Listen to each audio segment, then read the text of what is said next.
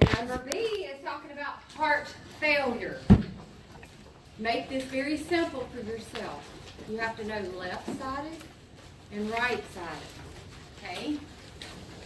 That's what I want you to know. The worst case emergency of left-sided heart failure is called pulmonary edema. And that's why that's right next to heart failure. Okay? On C, it says, oh Lord, you got to learn a new language. And it's called EKG. And that's what it is. And it's very frustrating to you. I used to teach it in the hospital to people who have been nurses for 15 to 20 years. And they're still trying to learn it. Does that scare you? Yep. It should. It's very hard. Okay. No. All you're responsible for, and this is what I need you to understand, is to understand what each of the little complexes mean. Remember, we're learning the base. We gotta learn the base. So we gotta learn what each little wave means. That's what we're gonna learn in level 2. We're gonna learn what normal is. Normal, whatever that is. Normal sinus rhythm. Okay? So you're responsible for normal sinus rhythm in level 2. Now there's 2 variations of normal sinus rhythm. Sinus bradycardia and sinus tachycardia. So the first word to each of those was what? Fast and slow. Well, yeah, but the first word was normal sinus. Sinus. Normal sinus rhythm is normal, completely normal of how our heart is supposed to be. Okay? And then the first word, sinus. You know what that means? The impulse originated from the sinoatrial node. The SA So note. the first word when you're classifying rhythms, typically, is where the impulse comes from. The second word is the type of cardiac activity related to the impulse that it's coming from. Because, I'm just going to lead you in, the sinoatrial node has an inherent rate of 60 to 100 beats per minute, correct? Yes, ma'am. Learned that in A&P 100 years ago and you forgot. So the sinoatrial node, its inherent rate is 60 to 100. So if I know an impulse is coming from the sinoatrial node and it's less than 60, it's too slow. So we call it bradycardia. Okay? And if I know a rhythm's coming from the sinus node and the heart rate is greater than 100, right? It's tachycardia. It's easy, y'all. It's just a matter of being married to normal. Knowing what normal is, because you won't be able to recognize anything going forward if you don't know what normal is. Okay? All right. So what are you responsible for as far as EKG goes? Knowing the normal sinus rhythm. Understanding what each one of the little waves that you're looking at, what they mean, and then normal sinus rhythm, sinus brady, sinus tac. That's it. That is it. But it's a lot. Okay? But we're going to do it. Now, next is D, and it says peripheral vascular disorders. There are 2 divisions of that. That could be peripheral arterial disease, which is disease in the arteries, okay, in your periphery. Periphery is your arms and legs, and primarily the problem we're going to see is in the legs, okay. The other division is peripheral venous disease, and you may hear that as chronic venous insufficiency in some books, or this is how some physicians will write it. And sometimes the physicians would want to slap them because they write PVD. And PVD could mean either arterial disease or venous disease or both, because they'd rather be correct. So just use that big umbrella term, peripheral vascular disease. Cover both. You got both covered. And what do insurances want? They want the detail. Everything covered. Oh, God. Okay, but they don't really help us in their medical records sometimes if they don't specify, right? Okay. Now, E. E is on your objectives. These are the content topics. hypertension. Chelsea. This recently changed, but not in your books. You are tested according to your books, okay? And I'll clarify with you about all the new changes that are out. Why would I do that? Because I want you to be current in your practice, and I also want you to have a clue when you go into the clinical area and not be behind. Understand that the textbooks that you use are 5 years behind. And it just really hurts me because I know what's going on out in the hospital, and I can't tell you all about it because you don't need not one more thing in your brain. You've got to pass this test, the final, and NCLEX, and that is my job. So on your NCLEX, they're not going to put anything that's right now in current because they know you haven't had it yet, and that's not fair. Does that make sense? Yeah. Okay. So hypertension is a big deal. Essential hypertension is where I want you to focus because your book will talk to you about other forms of hypertension. It's okay if you read them, then you understand that there are other forms of hypertension that occur. I'm happy with that. But as far as I am testing you on the most common form, which is essential hypertension. Okay? And that's the one I'm going to cover in class. To go along with pressure disorders on number E, it also says postural hypotension, like orthostatic hypotension is also known as postural hypotension. So I want to just make sure I clarify that with you. And hypovolemic shock, which in fluid and electrolytes, we talked about patients who may be hypovolemic, didn't we? Yes, ma'am. And they have a low fluid volume. So that one, you're probably going to get that one. And that's not hard at all. Now, the big part of level 2 is all the new meds. And I'm here to tell you, you have to know them. They're heavy tested on NCLEX. And the ones that you will be tested on in level 2 are beta blockers, which are your LOL endings. Organic nitrates was right ahead of that one. What does that mean? That's all the forms of what? Nitroglycerin. And the main ones that we talk about in level 2 are the sublingual nitro, the PO nitro, and the topical nitro, which is either a paste or a patch. Does that make sense? Mm-hmm. And when you go to level 3, we'll talk more about IV nitroglycerin, and we'll discuss that in level 3 and 4. All right? ACE inhibitors. ACE inhibitors. Guess what those end in? Prills. Pril. P-R-I-L. Pril. Any medicine that ends in pril is an ACE inhibitor. Yeah, learn these in classes as much as you can. It'll make your life so much easier. Now, if you can't take an ACE inhibitor, the doctor will order you an ARB, and those end in sartan. S-A-R-T-A-N. Like Losartan. ARBS, A-R-B-S, is number H on your objectives, and it's right next to ACE inhibitors. And then on I, you got a lot of meds. So you'll hear me talk to you about your meds as we're going through. And there's also some more helpful hints on your meds under resources, okay? Loop and thiazide diuretics. What's your main loop diuretic? Furosemide. You'll hear it called Lasix in the hospital. We have to learn the generics, right? Mm-hmm. All right. Thiazide diuretic like HCTZ, hydrochlorothiazide. That's what that's talking about. Very common. Digoxin. Level 4 has a test, and digoxin is on their test. They're like, really? Thought we left that in 2. And I'm like, you're learning about the pediatrics now, how you give it to a baby.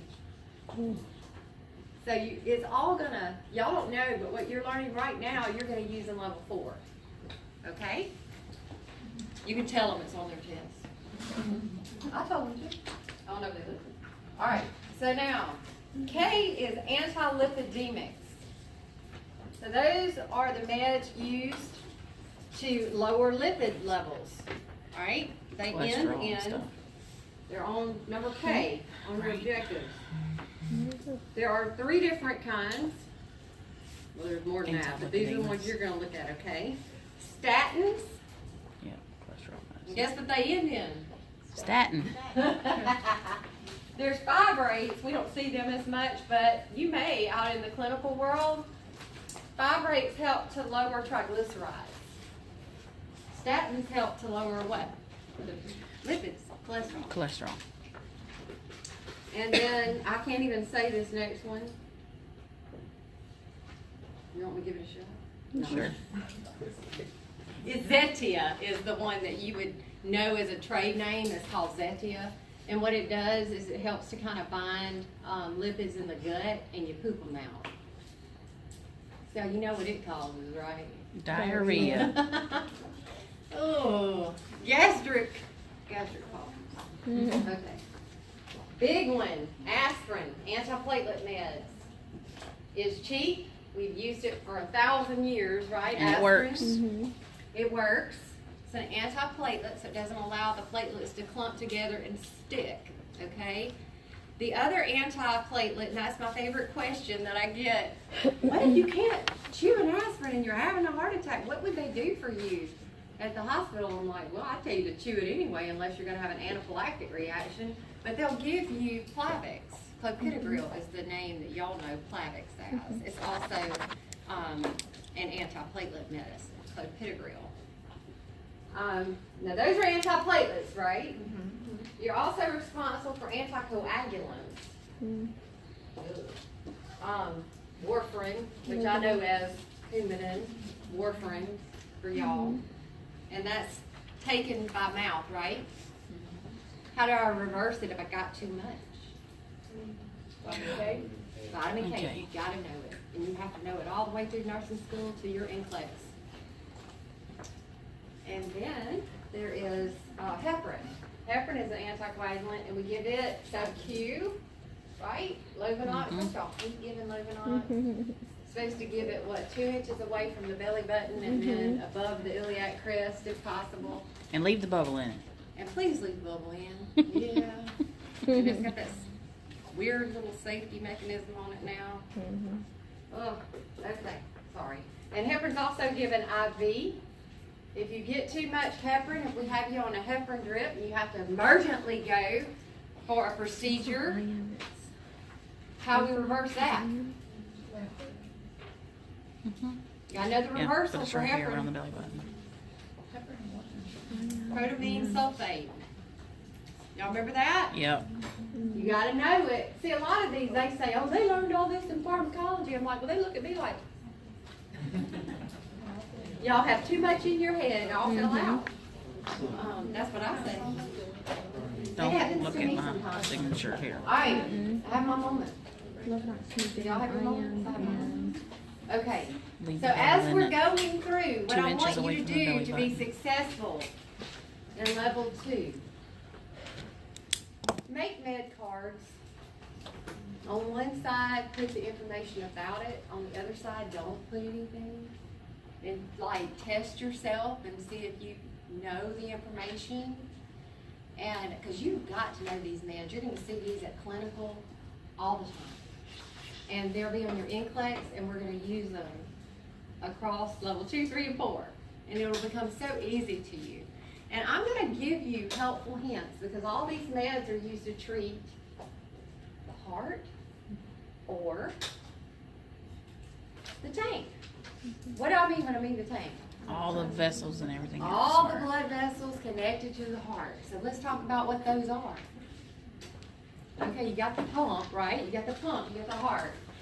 And it's pumping out, hopefully, oxygenated blood through what big old vessels? Oxygenated blood travels through the arteries. arteries. And then the arteries are really big when they first come out, right, of the heart. And they're really large. And then they get smaller and smaller, right? Y'all remember that? Yep. Y'all know God. And then there are arterioles, right? Yep. And Just those little go pieces. to capillaries. Mhm. You might like lighting a bell for anybody. Yep. And then from the capillaries, it hits the venules. And then the venules are those really small little things, you know, and then they go to the bigger veins. And thank you, Jesus, for giving us valves, right? You got valves in your veins in your legs. If they work, they keep all the blood going which way? Back up. Or y'all be one big blob down there at your feet. Some people are. It's sad. Why are they? Because their valves have been damaged. One of the most common reasons for venous insufficiency, where the veins are leaking in the legs, they're not working correctly, Diabetes. the valves in them are damaged from hypertension, chronic hypertension. If you have high pressure in your vessels, over time, it's going to damage those valves. That's why I walk a lot, because people I have horrible PVD. I have bad circulation, so I'm not a good example, but when you stand still a lot of pressure is put on those valves, especially if you stand still. When I am walking, the muscles in my legs are helping push the blood back up and keep things moving. So think about the professions where people just stand still. Think about cooks. Think about people who drive all day. Are they at risk? Is that a problem? Yes. Yes. So it's that simple. So I'm trying to help you. You got to learn concepts and you can answer any question, okay? All right. So we've been talking about, we've made it down to talking about these objectives, because I get mad at a teacher when I don't understand in the very beginning what they expect of me. And how am I going to pass your test? How am I going to be successful? To be successful, I need your focus to understand all the bases, the things I'm talking to you about. But I need you to get in your book and put all this stuff in your own language. So I do concept mapping. When I went to school, and I would say, what is it? And I'll put that in the center. Who's at risk for it? What meds? What diagnostics procedures do they do? Is there any special labs with that? What do I teach the patient? What's my priority nursing actions? That's how I had to understand things. You can't just read in a book, especially if you don't understand what you're reading, and know how to answer a nursing test. So what is nursing? Is understanding these diseases and understanding what diagnostics and how to treat it. Does that make sense? Okay, so that's how you pass and you're successful. And you have to concentrate on this objective page. So I told you to do content topics, right? And you learned last semester that now you got to look at this objectives 1 through 8, and they're all the same. Just about on all of the content. So it talks to you about lab, right? It talks to you about all these electrolytes. You already learned them. They ain't very much new. I'm going to show you on the slides what I need you to know, okay? It's all up here in this presentation. But you got to get in your book. Do y'all have access to ATI? Yeah. Please tell me you understand that that's like Cliff Notes. And I may have told you that. Get in your ATI book. Start there. Then start working on your own notes and weave in and out of Iggy. And make sure you're filling in the blanks. Okay? Use it is what I'm trying to tell you. I also made you some cardiac practice questions. I don't know if y'all have done them yet, but you got some, and I strongly recommend it. I looked back through them and I said, oh yeah, that looks like a test question I've seen a time or two. You know, like on your meds and stuff, there's a lot of practice. Okay. You see on number 6, I get this question a lot, so I'm covering it, is it says telemetry EKG. You're responsible for what I told you you're responsible for. Normal sinus rhythm, sinus breathing, sinus tach, and to know kind of how to explain to a patient what's going to go on when they have an EKG. Does it hurt? Nope. Do y'all know some people to this day still think it might shock them or something? I know it's kind of funny. I know. Like, is that going to hurt? I'm like, I hope not.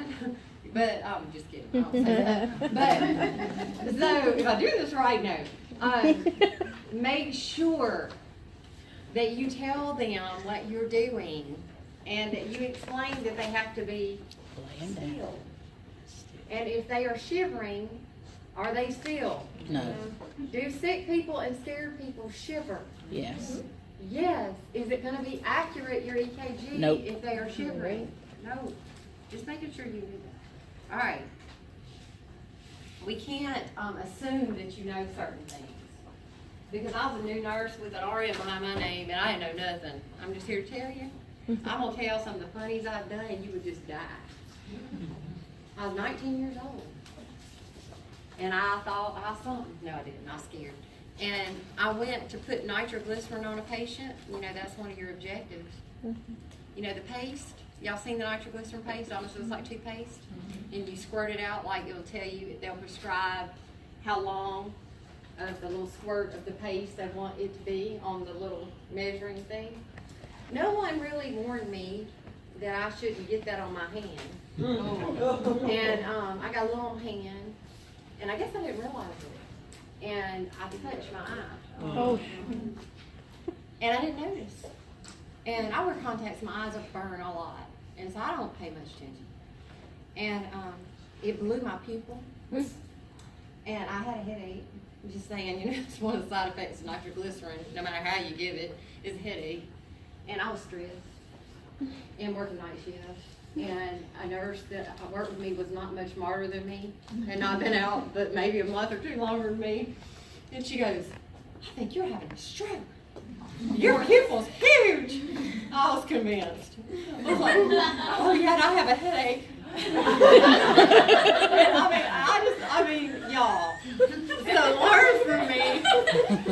I have done it all. There were no seasoned people where I worked. There was a reason for that. And it was tough.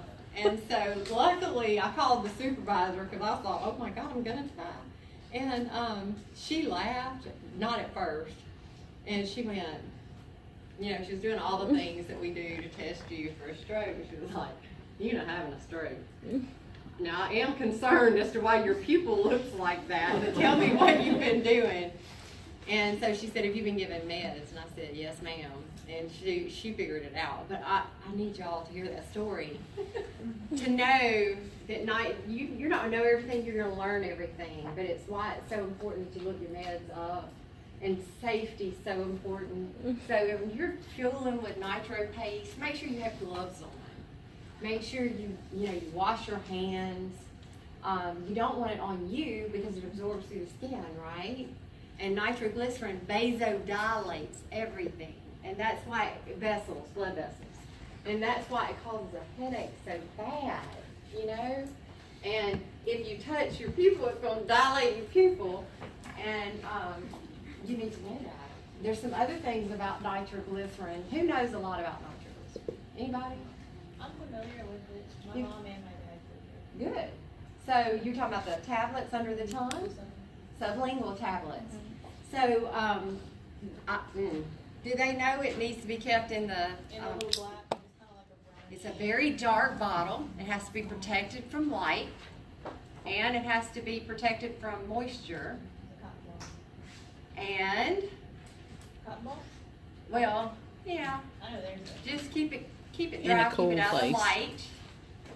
And it's only good for about 3 to 5 months. Yeah, my grandma had hers for 10 years. And they weren't, you know. Yeah, bless her heart, right. So, you know, after about 5 months, really 3, is according to how they carry them around, they're not really good anymore. And so that you have to be able to teach a patient. The other thing you have to be able to teach a patient is they need to lie down if they're going to be putting it under their tongue.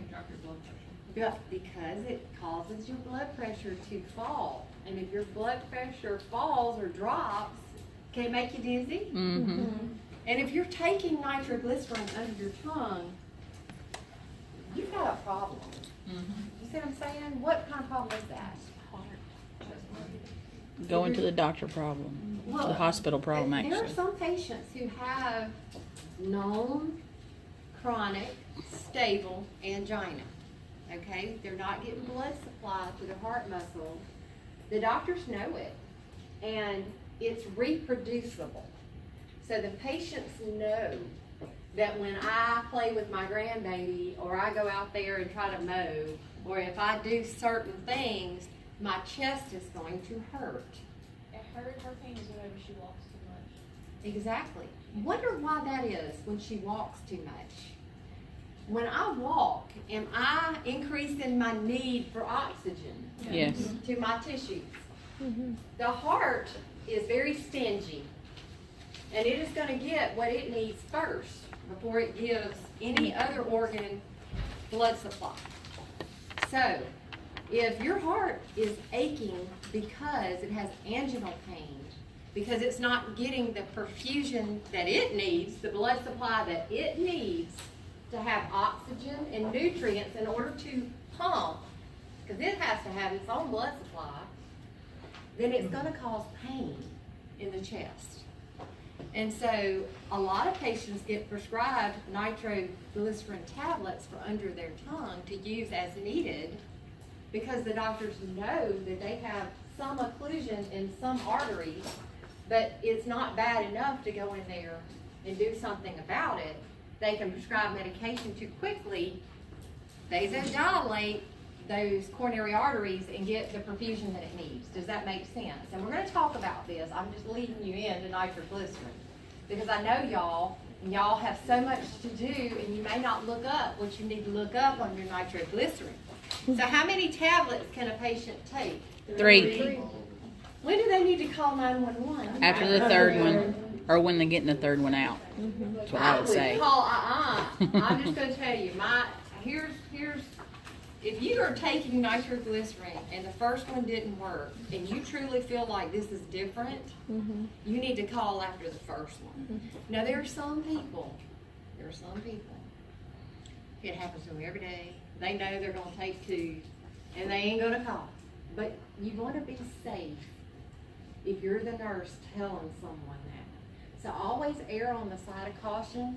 So when I'm teaching, I'm like, if you've taken one and it's not working and you feel bad, you need to go and call 911. Because my luck is they'll kill over before they reach for the second one. And that nurse said, I can wait. You see what I'm saying? But anyway, all right. And tell them, don't get in the car and drive. They want to drive themselves, don't they? Because I'm not paying for that ambulance. What happens if they get in the car and their chest is hurting? What if they kill over in the car? Could they take a few people out with them? Yeah. And my grandma will tell you it's okay. She's dead. But, no. I'm shocked that it wasn't that. But no. She's crazy. And so she lived to be 90-something years old, don't she work? All right. All right. That was my uncle. All right. Okay, y'all. Know your meds, and if I'm telling you something, do you think you need to know it? Yes. All right, nitroglycerin. Every 5 minutes times 3, right? We teach people that. But if you're in the hospital giving nitroglycerin sublingual, you better take vital signs before you give it each time. You just told me that it causes what to the blood pressure? Blood pressure drop. Well, if you give it the first time and before you gave it, their blood pressure was only like 110/60. And you're going to give it a second time, and now it's like 80/40. Should you give them any more? No. Who are you going to call? Doctor. Call the doctor. Whoever answers. Look, I used to say at night, I'm fixing to call a lady with an alligator purse. Because I can't get nobody else to answer me. And y'all don't know, because that's an old thing we used to sing to our kids about somebody. You know that song? Y'all got some funny parents too. Okay, we won't go there. All right. Somebody was in the bathtub, right, with some soap? Yeah, something like that. Yeah. I get everything wrong, my daughter says, so I just used to sing her commercials. What do I do, right? Okay. All right. Y'all quit singing that song, it'll be stuck in my head. All right. Nitroglycerin. Let's talk about nitroglycerin just a little bit more. That's one that's real dangerous. If your heart rate goes way up, anybody in here experience that? Y'all all have, I hope, where your heart rate jacks way up. How you feel? Out of breath. Can't hardly catch your breath, kind of anxious. You know why that is, right? So your heart gets its blood supply during diastole. What's diastole mean? Big old word for when it is relaxing, right? And filling with blood. Well, during that time is when the heart muscle itself, or the coronary arteries, get their blood supply. So if your heart rate is going like this, have you slowed down? No. What about, can the heart fill with blood good? No. No. Can the coronary arteries get their blood supply? No. No. So if someone's heart rate is really high, you don't want to give them nitro, because what is their blood pressure doing if their heart rate is high? All right, I'll tell you this, try to help clarify this. If your heart rate is really fast, so it's pumping really, really, really fast, what's coming out of it we call cardiac output. Okay? Cardiac output is stroke volume, the amount of volume coming out, times heart rate. Your heart rate's really high. What's coming out of your heart is really low. So that's why people who, when their heart rate goes way up, they feel like they can't catch their breath. They feel scared.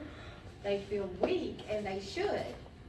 Because if your heart rate's really fast, do you have a whole lot of perfusion going on? No. No. No. So with nitroglycerin, if the heart rate's really fast, you better think about giving another one. You know what I'm saying?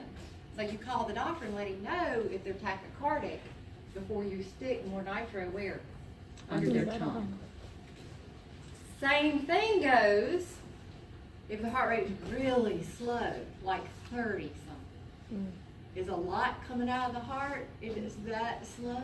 No. See, that's another reason we would hold nitro. The main one is low Blood pressure. blood pressure. Now you ready for this? It used to be so easy in the ER. You come in with chest pain, we go, what you allergic to? And they say, aspirin burns my stomach. And we go, okay, chew it. But now we have to say, before we give you nitro, do you take any sexual enhancing drugs, such as Viagra, Levitra, Cialis?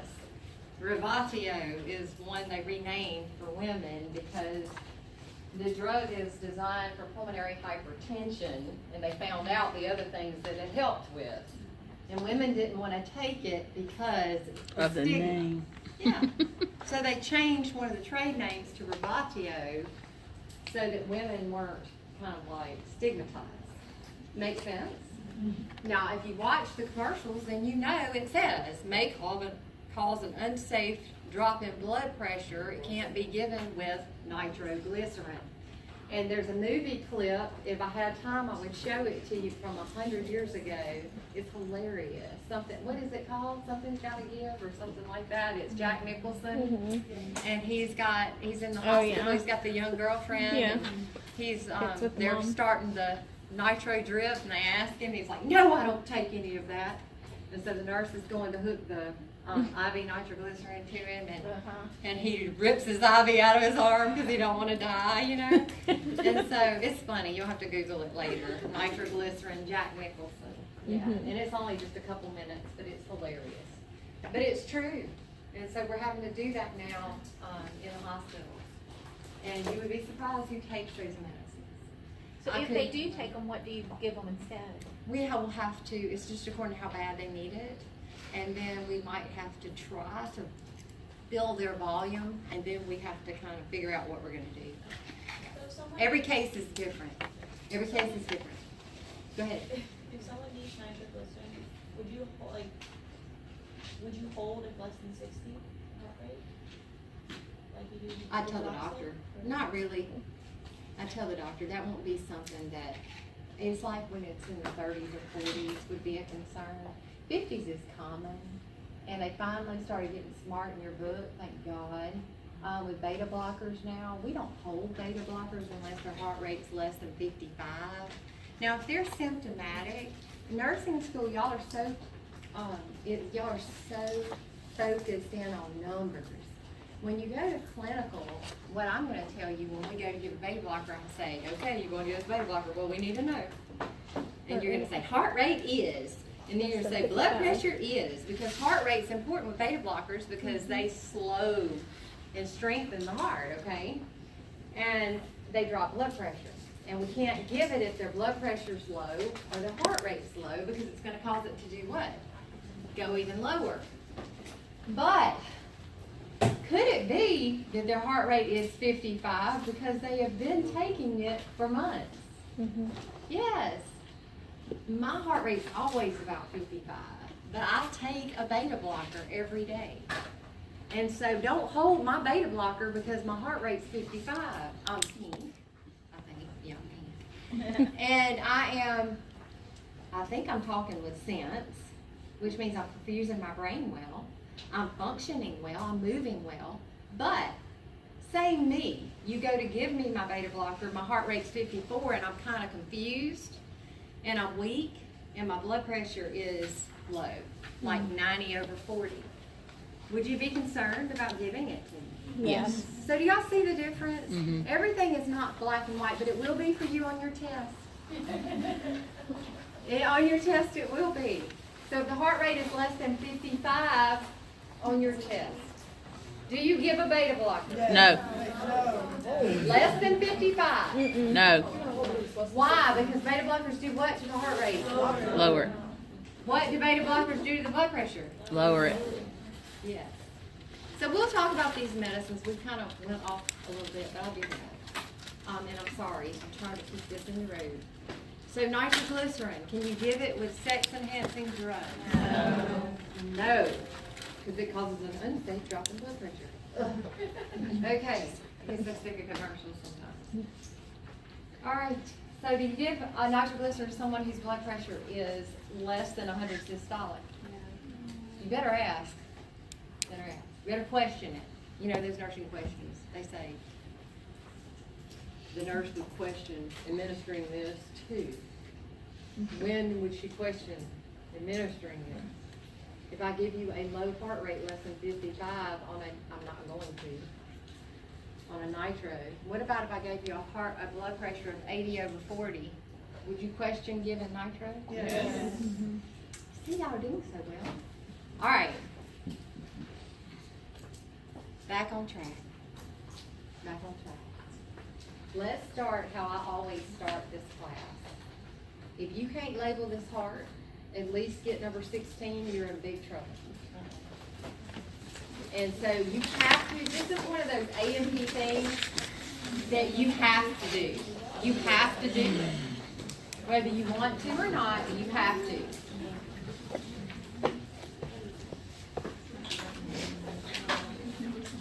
I just used this in level 4, by the way. You're like, I used that too. Maybe worse. I'm gonna give you the answer because God knows I can't let you have it wrong. We did it all wrong. I got the answer. I don't really need it. Do we do? Y'all getting help? Phone a friend? Jack, they might need you, buddy.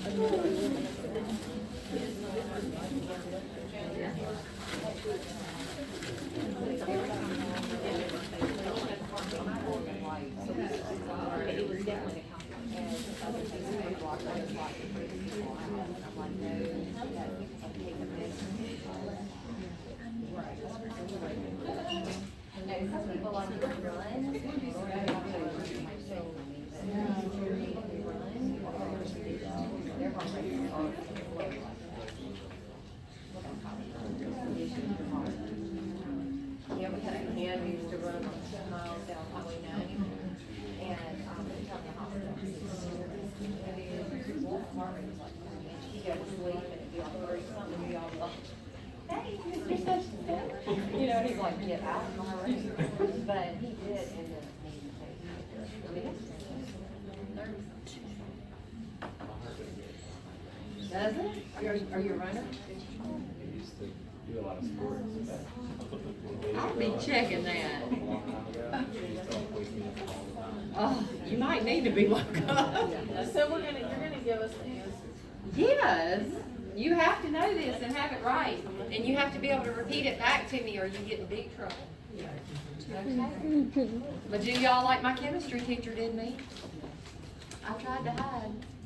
No hiding. Y'all ready? Tricuspid. Because I see y'all stressing out over this. You should be. Because if you don't know it today, you have homework. And I don't care what you GTS. If you want to sing it, you sing it. If you want to watch it on a video, watch it on a video. If you want to draw it, draw it. But you've got to know it, frontwards and backwards. Okay? It will help you. Ready? All right, number 1. Left ventricle. Number 2. Right ventricle. Number 3. Left atrium. Number 4. Right atrium. Number 5. Mitral valve, also known as bicuspid, meaning 2. 2 leaflets to that valve. Number 7.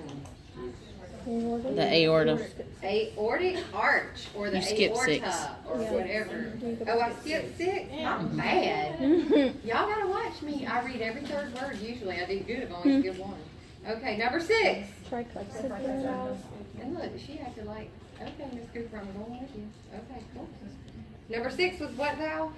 Tricuspid. Tricuspid, meaning 3 leaflets to that. 7 was aorta or aortic arch. 8 is what?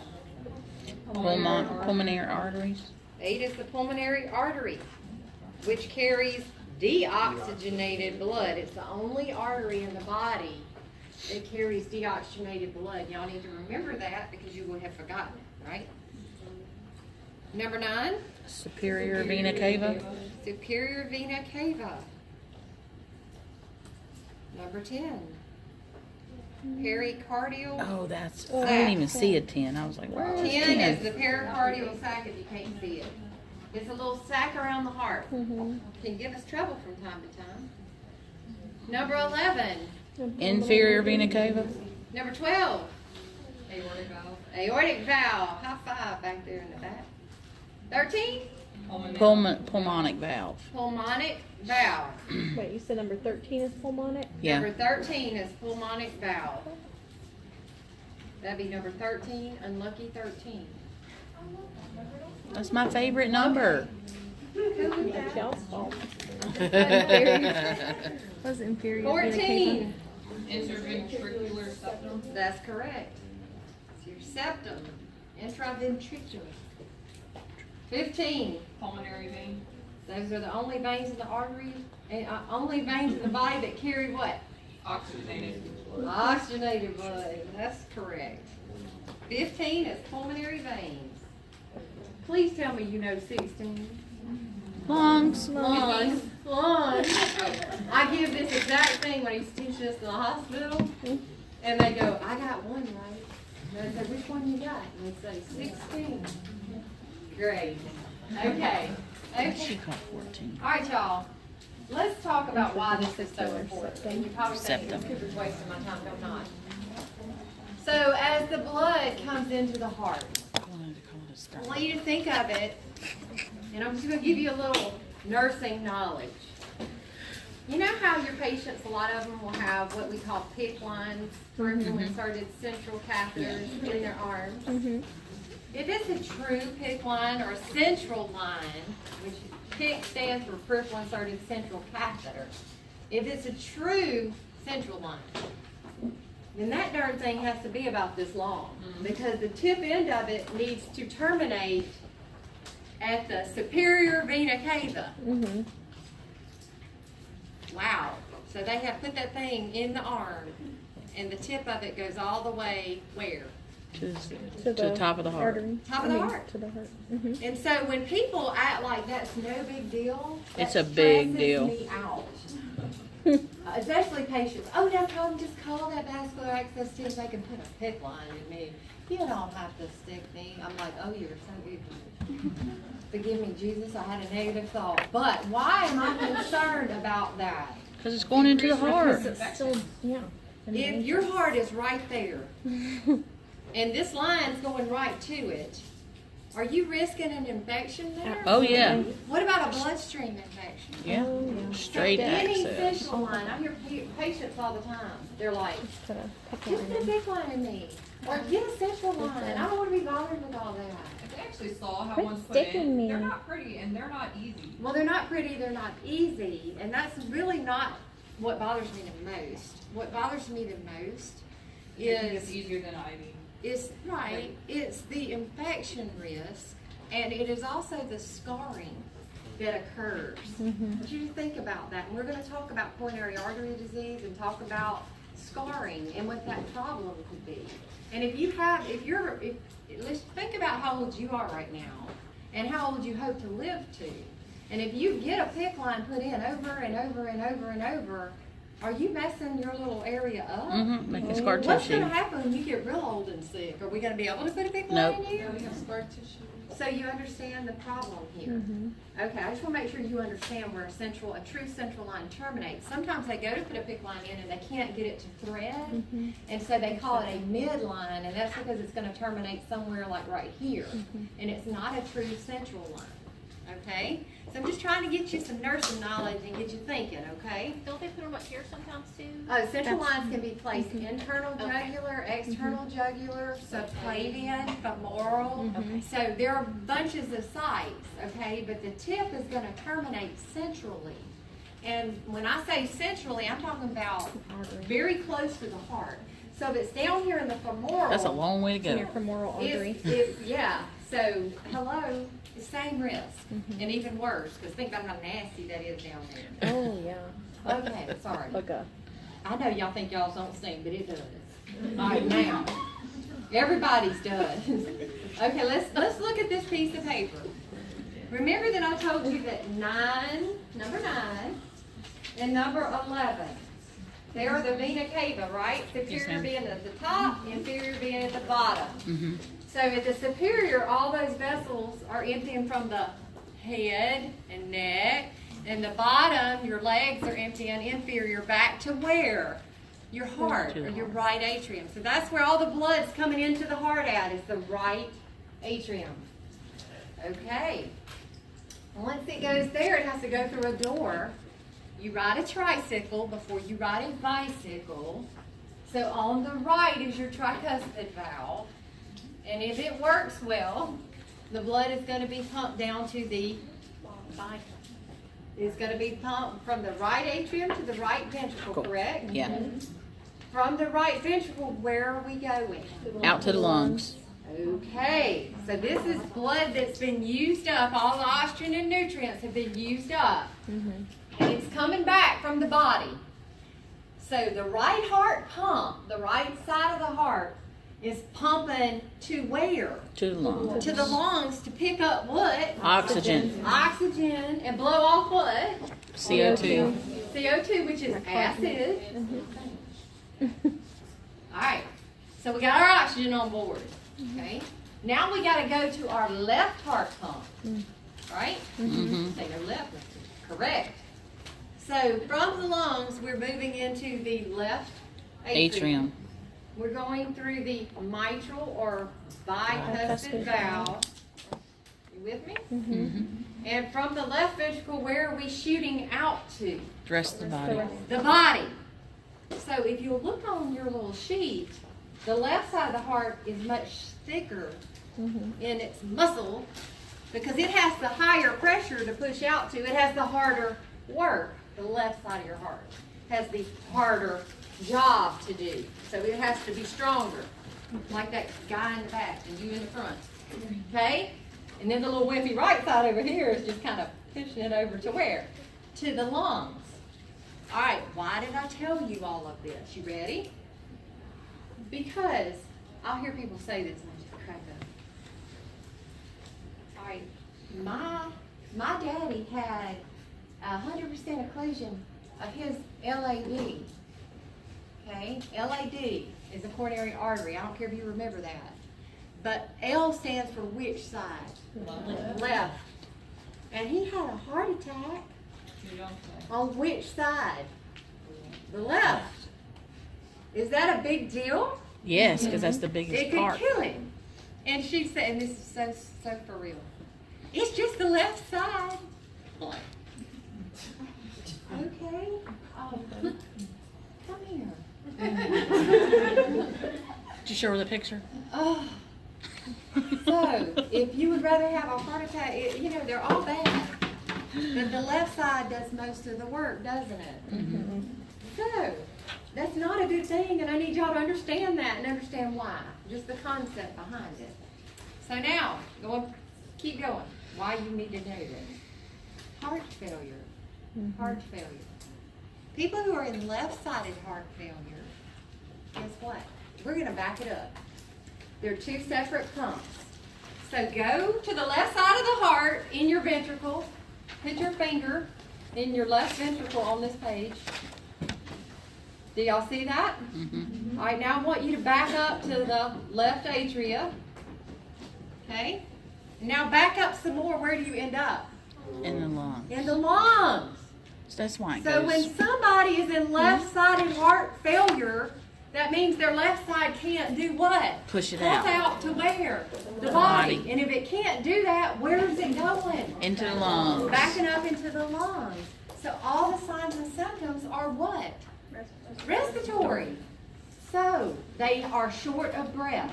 They have to stop when they say two words. They're trying to say a whole sentence. They say two words, and they stop.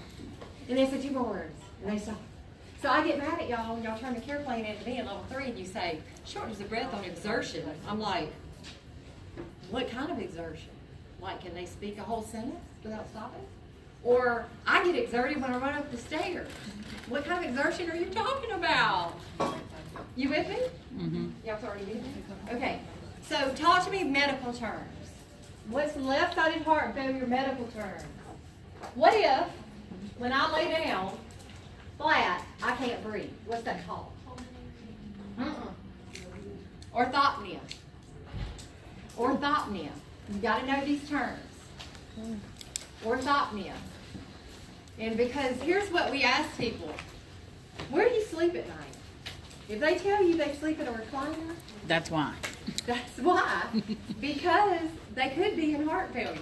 And we know their heart failure is getting better when they say, I got in bed. Now I had to use 2 pillows, but I got in my own bed to sleep. So their heart failure is getting better. Their orthopnea is getting better. Does that make sense? Okay. Now what's some other medical terms that we use as far as breathing is concerned? CHF? Dyspnea. What else? Oh.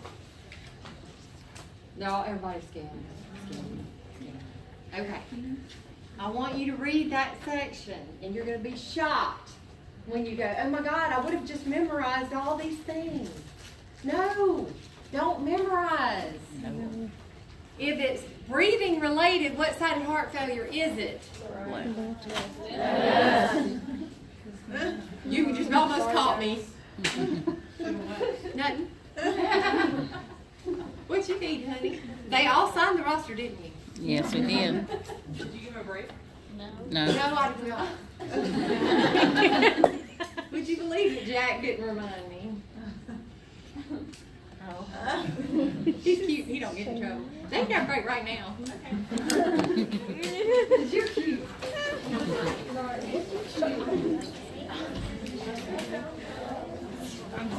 Y'all got 10 minutes or so.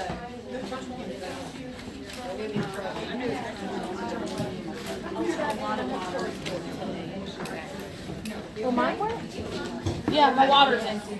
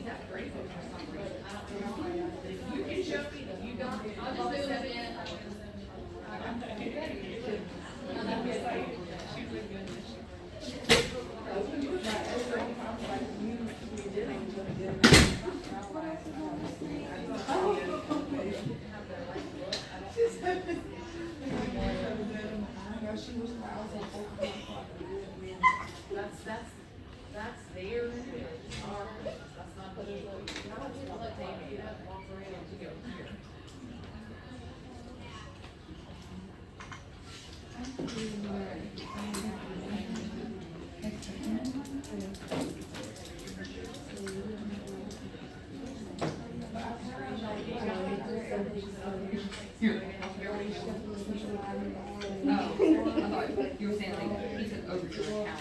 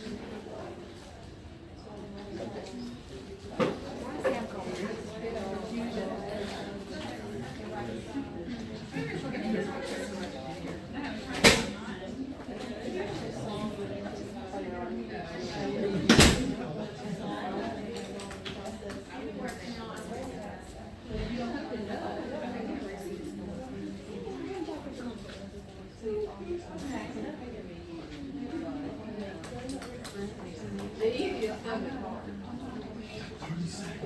it.